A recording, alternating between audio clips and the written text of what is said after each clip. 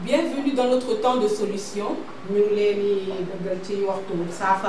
Je suis heureuse de vous retrouver encore aujourd'hui. Aujourd'hui, nous allons parler du rire. Nous voyons à la télé des gens qui rient dans les publicités, qui rient dans des films,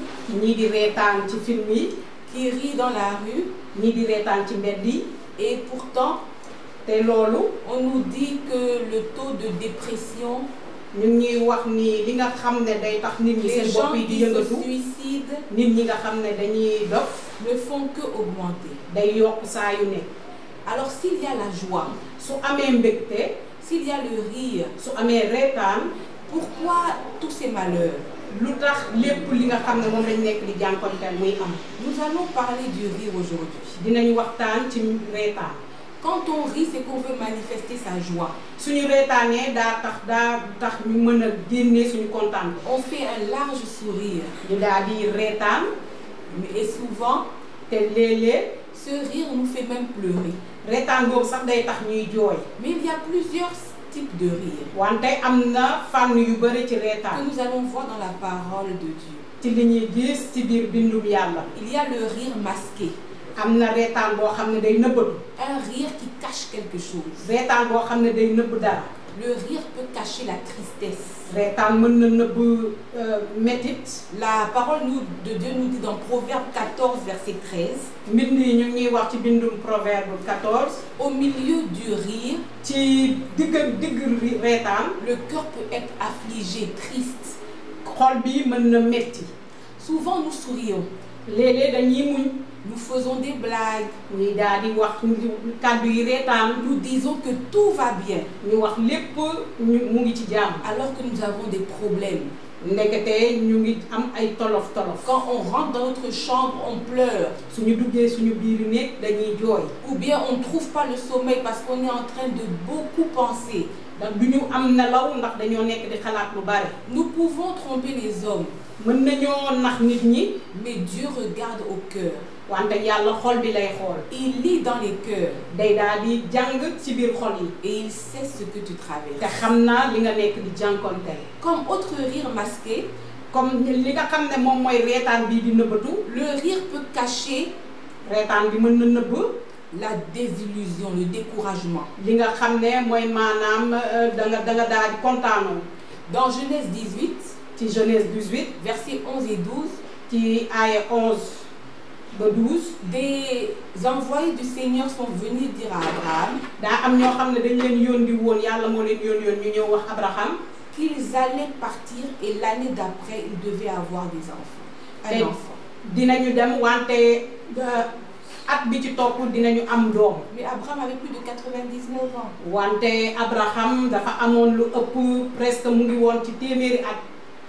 Abraham et Sarah étaient vieux. Leur âge était très avancé. Et Sarah savait qu'elle ne pouvait plus avoir d'enfants. Donc quand l'envoyé du Seigneur lui a dit ça, la parole de Dieu nous dit Sarah a ri en elle-même. Elle s'est dit maintenant que je suis vieille et que mon Seigneur aussi est vieux. Comment c'est possible que nous puissions avoir un enfant à un tel âge? Sarah n'a pas ri parce qu'elle était contente de la nouvelle qu'on lui donnait. Mais elle riait à cause de sa situation.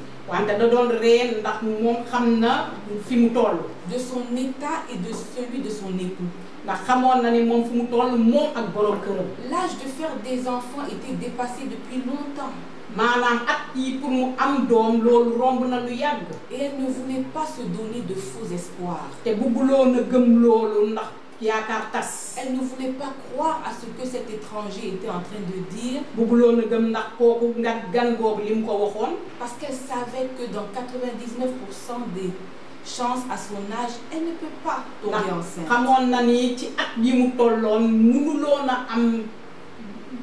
kattan pour mën a am doom. Donc elle se rit, elle se moque d'elle-même. mu daal di reetaan boppam. Elle se moque de son état et de celui de son mari. mu daal di reetaan ay at yi mu am ak at yi jëkkëram am. Ça c'est le rire masqué. loolu mooy reetaan boo xam ne dafa nëbbatu. Mais il y a aussi un rire inconscient. wante am na tamit reetaan bu ñuy ne boo xam ne danga koy def te doo ko bàyyi xel. C'est pas que tu ris sans savoir que tu es en train de rire. du parce que dangay reetaan ndax xamoo ni yaa ngi reetaan. Mais tu ris parce que tu crois que tu es dans la joie alors que ce qui t'attend derrière c'est le malheur. dangay reetaan du parce que yaa ngi ci mbégte wante danga xam ne li lay xaar ci ginnaaw dafa métti. Dans Luc 6 verset 25 la partie B. ci bindum Luc 26 ci verset 25. Malheur à vous qui riez maintenant. mu ngi ne yéen nii ngeen xam ne ngeen di reetaan métit dina leen dal. Car vous serez dans le deuil et dans les larmes. ndax di ngeen nekk ci dëj ak ci jooy. Le Seigneur veut nous prévenir. borom bi daf ñoo bëgg a ñaax. Que les joies et les plaisirs de ce monde. ndax reetaan yi ak li nga xam ne moom la ñuy def ci àdduna si. ne durent que pour très peu de temps. loolu day am ci diir bu gàtt. Si tu décides de vivre selon ce monde. boo demee bay bëgg dund ci fii àdduna si ni. de suivre le chemin de ce monde. pour dund àdduna si li nga xam ne àdduna si moom la ñuy dund. tu risques de perdre ton âme. di nga ñàkk sa ruux. et de retrouver dans un lieu de tristesse. nga daal di nekk ci métit. un lieu de souffrance. nga daal di nekk ci métit. un lieu de grincement de dents. nga daal di nekk ci fi nga xam ne dangay jël sa bëñ yi rek di ko daal di ko frotter ñoom ñaar. que la Bible appelle l'enfer. moom la mbindu mi di woowee safara. donc ne te réjouis pas. bul daal di kontaan. si tu es riche selon le monde. boo amee ndax àdduna. si tu es joyeux selon le monde. boo kontaanee ndax àdduna. si tu n'as pas Jésus. boo amul Yeesu. si tu n'as pas la parole de Dieu. boo amul mbindum yàlla. très bientôt. léegi nii. quand la trompette va sonner. bu yàlla daajee bu wootee. tu risques de te trouver du mauvais côté. di nga nekk ci beneen côté boo xam ne du boobu la yàlla bëgg pour yow. Le troisième type de rire. ñetteelu reetaan ji. c'est le rire moqueur. boobu mooy maanaam di saboter. le rire là où tu te moques de la personne. mooy maanaam reetaan bi nga xam ne da nga nekk di saboter nit ki. où tu parles derrière elle. wala ngay wax ci ginnaawam. les gens se moquaient de Noé. nit ñi dañ daan reetaan Noé. quand il a construit l'arche dans Genèse 12. ba mu daal di defaree gaal googu noonu. les gens se sont moqués de Jésus. nit ñi dañaa daal di reetaan Yeesu. quand il était sur la croix. ba mu nekkee ca kaw croix ba. ils ont dit dans Marc 15 verset 31. ñu ngi wax ci mbindum Marc 15 31. il a sauvé les autres. dafa daal di muccal nit ñi. il peut se sauver lui-même. moom tamit mën na muccal boppam. les gens se sont moqués des femmes. nit ñi dañoo daal di reetaan jigéen ñi. qui partaient au tombeau de Jésus. ñi nga xam ne dañ daan dem fi ñu dencoon Yeesu. après sa crucifixion. bañ ko daajee ca croix ba. mais qu'est-ce qui s'est passé finalement. wante lan moo mujjee xew. pour Noé. moom ci boppam. le déluge est venu. daal maanaam mujjum jamono dafa ñëw. et tous les moqueurs. te ñépp ñi ko doon reetaan. sont morts dans ce déluge. ñu daal di dee ci mujjum jamono jooju. qu'est-ce qui s'est passé pour Jésus. lan moo xew ci Yeesu. le troisième jour. ñetteeli fan wa. il est ressuscité des morts. mu daal di dekki ci diggante ña dee woon. ces femmes dont on se moquait. jigéen ñi nga xam ne moom ñoom lañ doon reetaan. sont devenues les premières évangélistes. ñoom ñoo nekk nit ñi nga xam ne ñoo doon waar bindum yàlla. et Jésus lui-même. te Yeesu si boppam. est assis à la droite de Dieu. mu ngi toog ci wetu yàlla. il est entré dans la gloire de son Père. mu ngi daal di dugg ci leeru yàlla.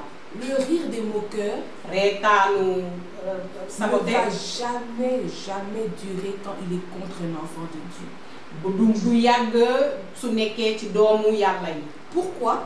lu tax. parce qu'il y a un Dieu.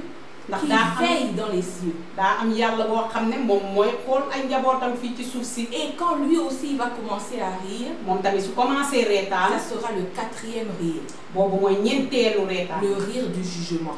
boobu mooy ñeenteelu reetaan bi àtte. Dans le psaume 2 verset 4, ci Psaume 2 verset 4 la parole de Dieu nous dit: mbindum yàlla ñi mu ngi wax ni celui qui siège dans les cieux rit. ki nga xam ne moo toog ci kaw asamaan mu ngi reetaan. Le Seigneur se moque d'eux. yàlla mu ngi kontaan di leen tooñ. De qui Dieu se moque? kan la yàlla di tooñ. Il se moque de ceux qui s'opposent à ses enfants, ñi nga xam ne ñoom ñooy xeex ay doomam. ceux qui combattent ses enfants, ñi nga xam ne ñoom ñooy xeex ay doomam. ceux qui veulent voir périr ses enfants, ñi nga xam ne bëgguñu ay doomam ñu jëm kanam. ceux qui font souffrir et pleurer ses enfants. ñi nga xam ne ñoom ñooy xeex ay doomam di leen jooyloo. Mon frère ou ma sœur, yow mii sama rakk si tu es en Jésus, boo nekkee ci Yeesu tu es un enfant de Dieu. yow doomu yàlla nga. Que peut te faire un homme? lan la nit mënal. Le Seigneur rit de tes ennemis. yàlla day reetaan say noonu. Ils ne sont que poussière pour lui. ñoom ngelaw lañu pour Yeesu. Et quand il va se lever, bu jógee nag tous tes ennemis seront dans la honte. ñi lay xeex ñëpp dañuy nekk ci rus. Le cinquième type de rire et le dernier type de rire, juróomeelu reetaan gi te boobu moo mujj. c'est le rire de la victoire. boobu mooy reetaanu am ndam. Dans Job 8 verset 21, ci Job 8 21 la parole de Dieu nous dit: mbindum yàlla bi mu ñuy wax ni ta bouche sera remplie de cris de joie sa gémmiñ dina fees ci ay yuuxu mbégte. et tes lèvres de chants d'allégresse. te sa gémmiñ dina fees ci ay wëyu mbégte. Mon frère ou ma soeur, si tu as choisi Jésus, sama rakk sama mag boo tànnee Yeesu tu ne regretteras jamais de Non. l'avoir suivi. doo ko mës a rëccu. Les gens peuvent te montrer du doigt aujourd'hui. nit ñi mën nañ la joxoñ tey. Ils peuvent se moquer de toi. mën nañ la reetaan. Ils peuvent te reprocher ton choix de mën vie. nañu wax ni li nga tànn baaxul. Mais si tu es fidèle à la parole de Dieu, wante soo dëgguwee ci yàlla. si tu persévères dans le chemin qu'il a tracé pour toi, boo demee di topp yoon bi mu bind pour yow. alors bientôt sur cette terre, léegi tey ci suuf si tu vas voir la bonté, di nga gis baaxaay. tu vas voir la faveur, di nga gis yëkkati. tu vas voir les bénédictions de Dieu di nga gis barkeelu. arroser ta vie. daa di taw si sa dund. Tu auras la vie en abondance. di nga am dund bu dul jeex. Tu seras toujours souriant. di nga reetaan saa yu nekk. Quelles que soient les montagnes, quelles que soient les situations. lu mënta am si sa dund. Parce que tu sais que Dieu ndax xam na ne ne yàlla va jamais t'abandonner. du la mës a bàyyi. Et quand il va se lever, te su jógee tu auras la victoire. di nga am ndam.